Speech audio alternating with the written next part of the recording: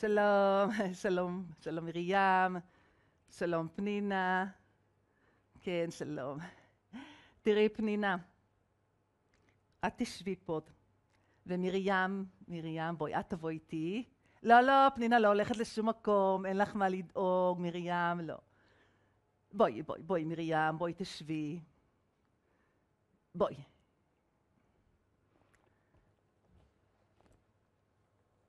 תראי מרים, אני צריכה לשאול אותך כמה שאלות. לא, לא, זה לא כואב, אין לך מה לדאוג, לא, לא, זה גם ייגמר מהר. שנתחיל? בסדר מרים? מרים, מה השעה? נהדרת, נהדרת. אמרתי לך שזה לא יכאב? לא, פשוט, את נפלאה, את נפלאה. שנמשיך? בסדר.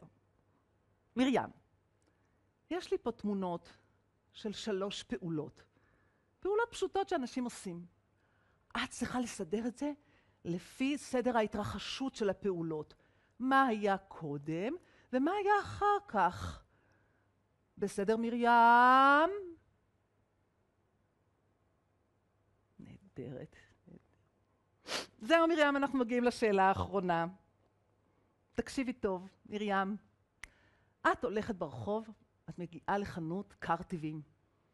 את מאוד אוהבת קרטיב מרים. קרטיב עולה 5 שקלים, אבל לך יש רק 10 שקלים. כמה עודף תקבלי מרים?